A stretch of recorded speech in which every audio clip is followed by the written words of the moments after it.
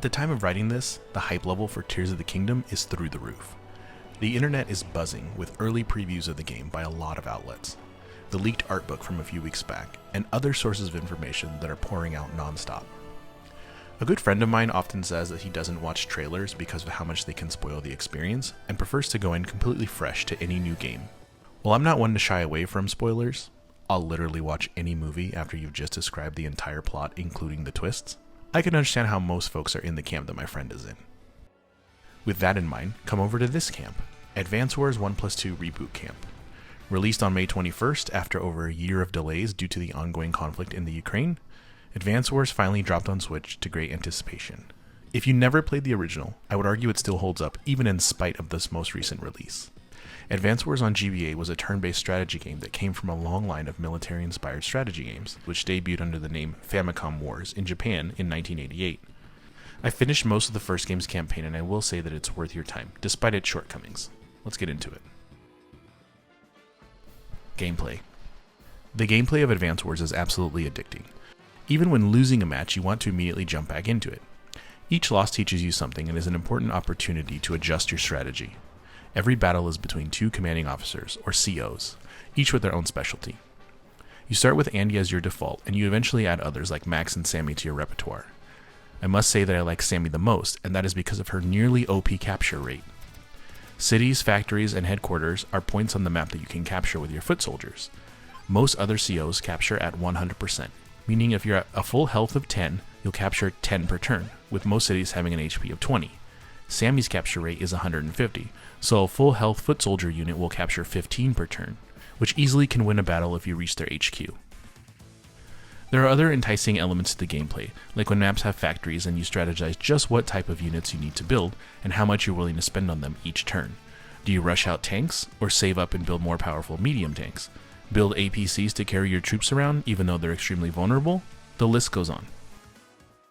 Probably my least favorite part of gameplay is the fog of war.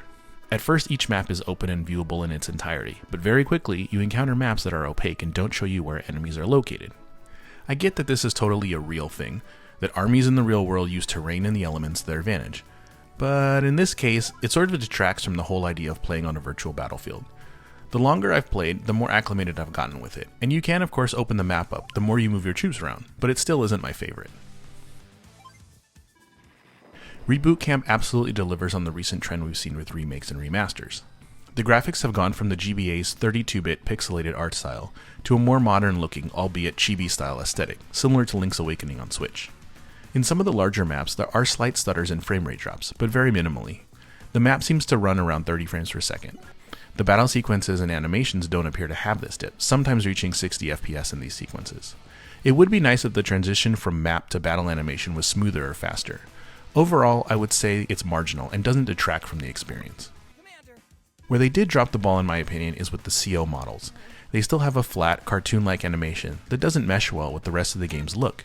The models for your units are 3D, and I think if they made these the same, it would have completed the modernization of this game. Story. Though story isn't the main draw of this game, there is still enough here that you want to discover the rest of the plot. I won't spoil anything, and in fact, the title screen censors parts of the second game, so you won't spoil it yourself.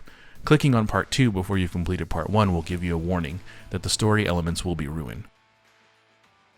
The characters are of course fairly one-dimensional, but there is enough backstory that you want to know about their past as well as their motivations. When one of the armies accuses you of having invaded them, you'll wonder how that could be the case. When you meet new COs who are formerly part of your team, now on the enemy's side, you'll ask how this happened. Bits and pieces of the backstory are revealed at the start and end of each battle, so it's a nice bookend that really helps contextualize each encounter as well as a larger story. Also, the voice acting is done reasonably well, though I do wish they had voiced all of the lines and not just the first part. And of course, each dialogue is skippable, so when you're replaying after a loss, you aren't subjected to a dreaded, unskippable cutscene. Looking at the original, Advance Wars was a watershed moment for turn-based games coming to the West. It opened up that market after Nintendo and others realized the potential success they had by localizing these games. That market has only grown since then, with things like Fire Emblem, XCOM, and every other game in the genre generating a lot of buzz and success. The original had amazing replayability, and I think this remake will as well. I found myself thinking at times, next time I'll do this differently, after a particularly close battle. And that's not even touching the versus mode, for online and local multiplayer. The game is a full $60, and while I'm not a fan of 20-year-old games being priced so high, the amount of content here, with both games in one, and the fact that if you bought used, you'd pay more for each game separately, means that this game is totally worth the cost. If we're giving grades, I'd give it a solid 8 out of 10 for the campaign alone. Let me know your thoughts on either this or the original, and what your experience has been with the multiplayer.